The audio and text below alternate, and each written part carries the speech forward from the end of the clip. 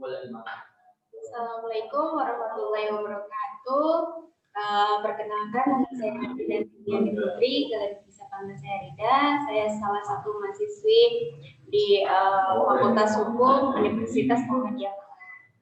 Kali ini saya kembali lagi mewawancarai Mbak Asadiani Rantika Wijanako atau bisa dipanggil Baca. Di sini saya akan mewawancarai beberapa tema terkait organisasi advokat. Nah, sebelumnya di sini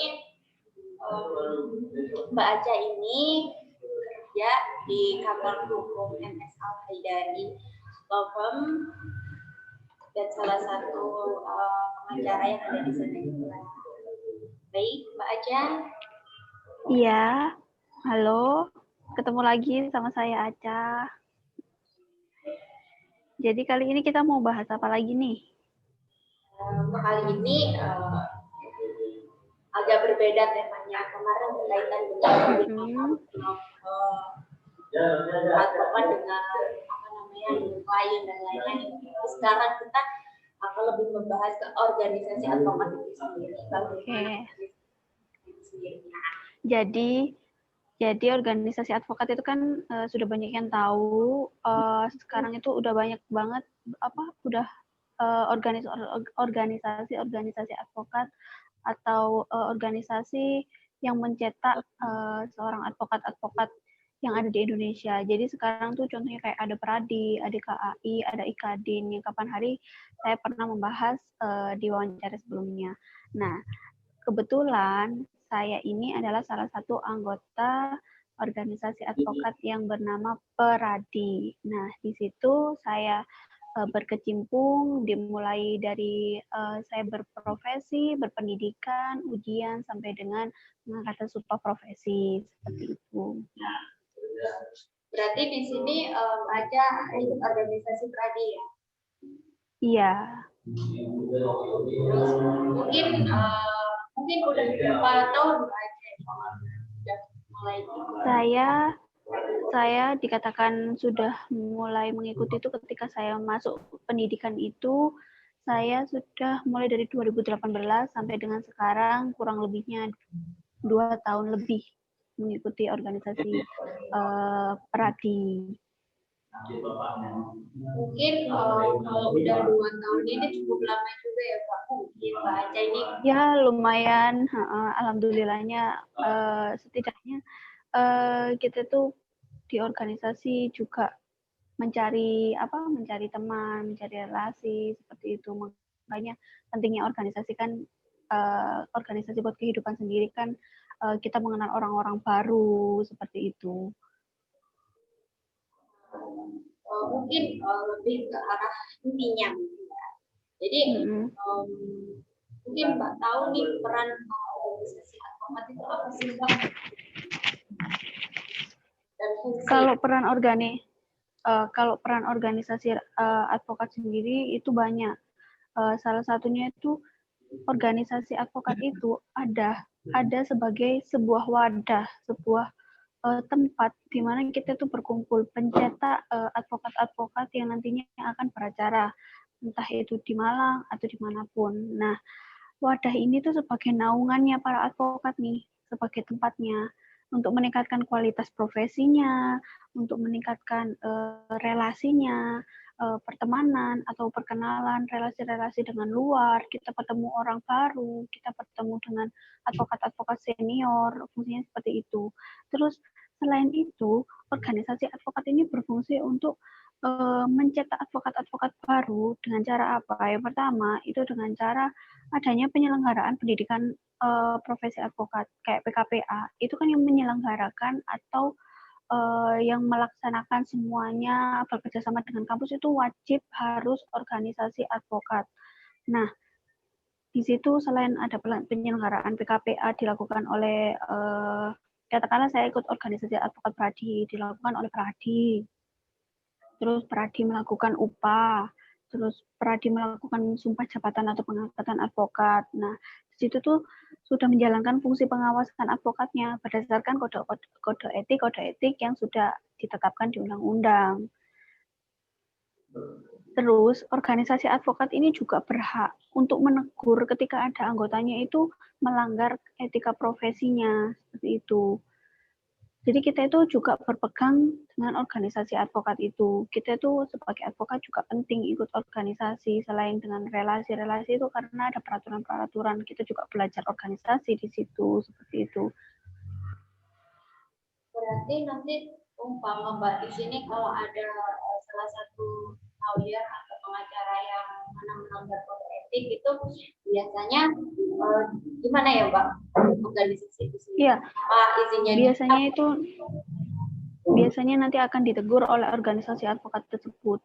Seperti itu. Kita kasih katakanlah kalau di sebuah organisasi kan pasti ada susunan-susunannya atau ada hierarkinya di mana ada ketua, susunnya seperti itu. Selayaknya sebuah organisasi. Nah, ketika ada anggotanya yang tidak atau melanggar kode etik, itu maka kita berhak untuk memberikan peringatan ataupun kita berhak untuk memberikan sanksi atau entah itu dikeluarkan dari organisasi advokat kita seperti itu. Terus selain itu juga di organisasi Pradi ini seperti layaknya organisasi yang lainnya juga mengadakan adanya kita kadang adanya pengangkatan anggota baru dengan sumpah itu, terus kita juga ada rakernas, rakerjap, atau ada namanya munas atau musyawarah nasional, atau mungkin sebagai sebuah tempat tinggal bagi anggota-anggotanya yang di mana sih kita itu harus katakanlah rumah gitu loh. Ada intinya itu di mana sih rumahnya kita itu di mana katakanlah gitu. Seperti saya seorang advokat rumahnya, oh kita kalau harus ke DPC di sana DPC-nya. Nah itu kan otomatis wadahnya itu yang paling penting untuk para advokat yang ada. Terus kalau kan kalau di sini kan Mbak Aca kerjanya di kantor Lampung namanya Al-Haidari Lampung. Yeah. Nah, hubungannya dengan organisasi itu apa sih Mbak? Mungkin dengan bisa meningkatkan kantor Lampung atau bagaimana? Oh, kalau hubungan antar organisasi menurut saya itu semuanya sama ya. Katakanlah gini, di kantor saya kebetulan bos saya atau Pak Haidari itu dari organisasi KAI dan IKADIN. Beliau mengikuti organisasi KAI dan IKADIN. Saya Pradi, begitu juga dengan rekan-rekan saya yang lainnya. Jadi di sini itu kita itu menjalin relasi. Relasi itu yang sangat penting buat para advokat.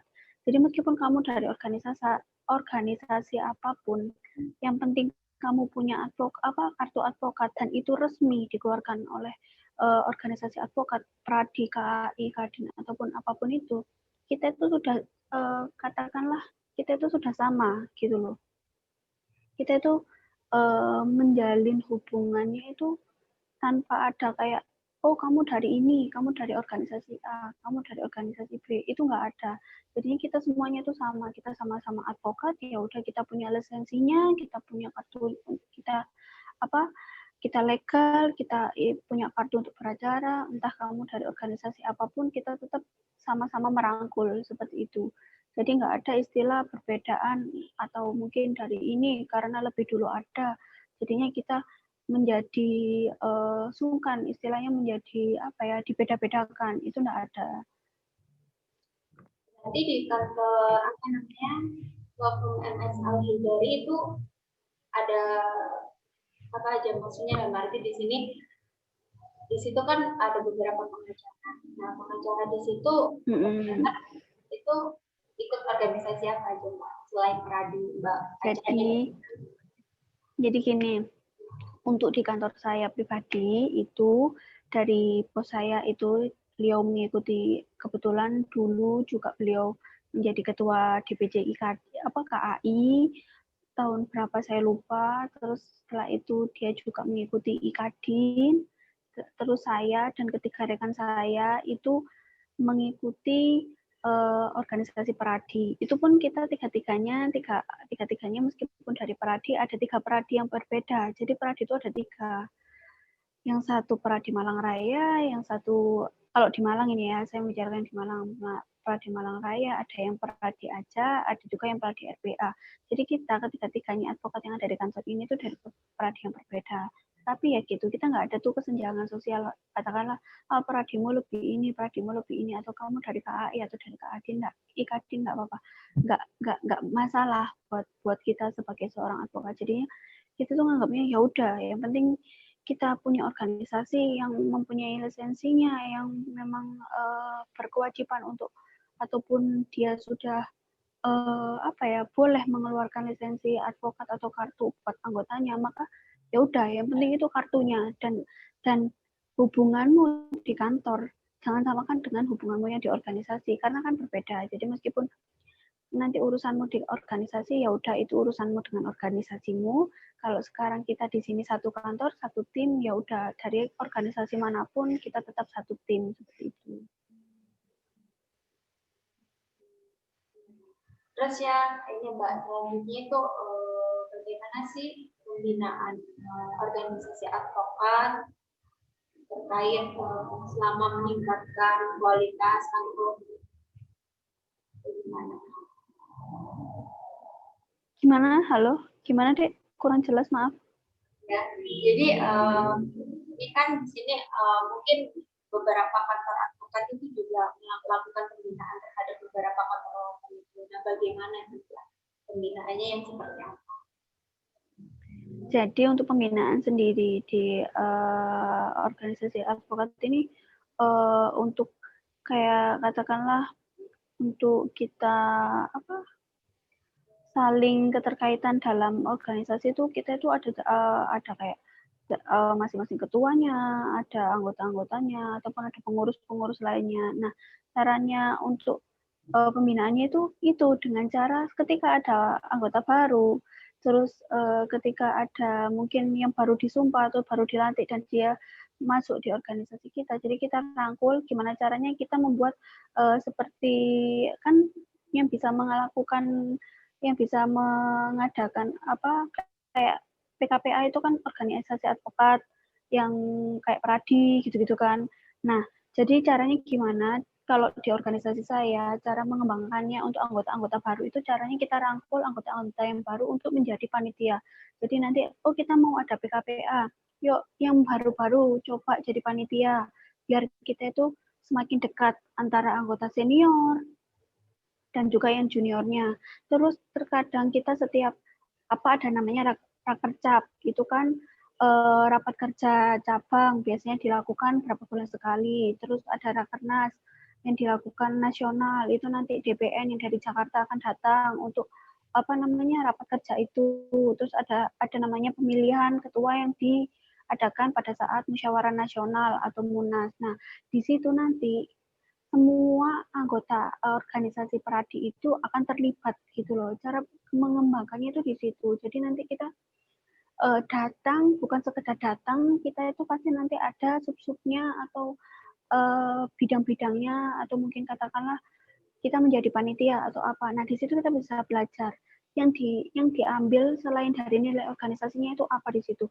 Kita itu bisa menjalin relasi dengan senior-senior kita yang ada di di organisasi itu. Jadi kita biar nggak sungkan, jangan mentang-mentang kita anak baru terus ada senior kita sungkan atau enggak. Jadi di organisasi juga dipelajari bagaimana caranya kita membangun relasi sebelum membangun relasi di luar organisasi dari advokat yang lainnya, seperti itu. Berarti lebih ke arah lebih SDM-nya ditingkatkan ya, Mbak. Pengaruhnya betul. Itu menjadi kualitas, terus karena memang SDM-nya udah bagus, karena itu adilkan untuk mengikuti kepanitiaan yang Mbak baca jelas. Iya, betul. Jadi kita saling merangkul. Terkadang di organisasi saya sendiri, di Peradi pun, kita nggak melulu soal panitia atau mungkin soal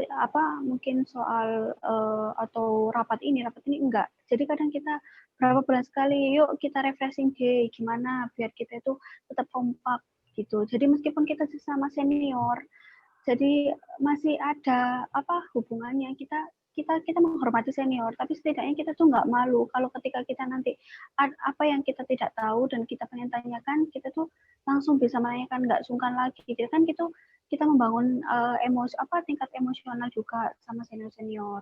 Nah, terkadang juga makanya kenapa setiap daerah itu ada namanya DPC gitu kan. Nah, di DPC Peradi itu gunanya apa sih?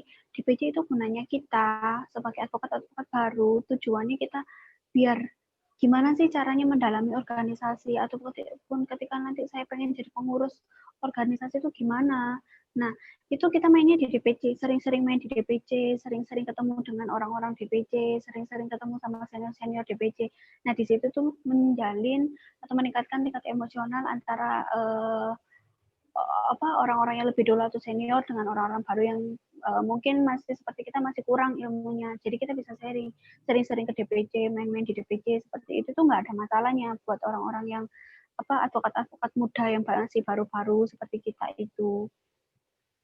Jadi di sini DPC tuh kayak kesannya itu dia juga sebagai rumah juga sebagai sekolah. Nah, betul.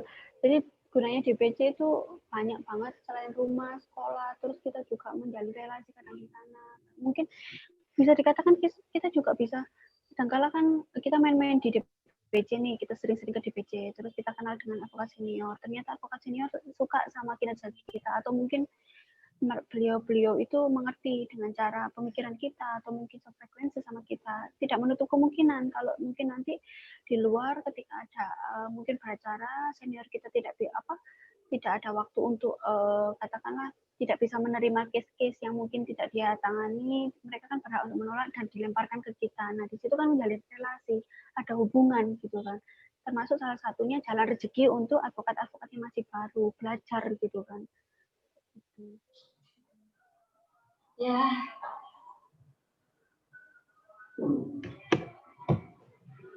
Cukup ini ya, cukup banyak informasi yang saya dapatkan dari Mbak Aca terkait organisasi advokat itu sendiri. Banyak juga, tapi di sini salah satunya kita bahas tentang organisasi advokat Peradi ya Mbak ya.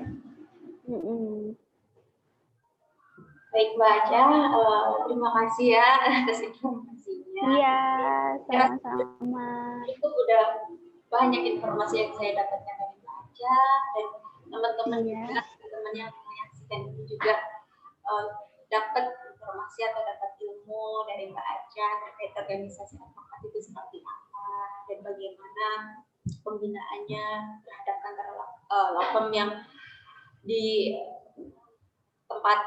gitu.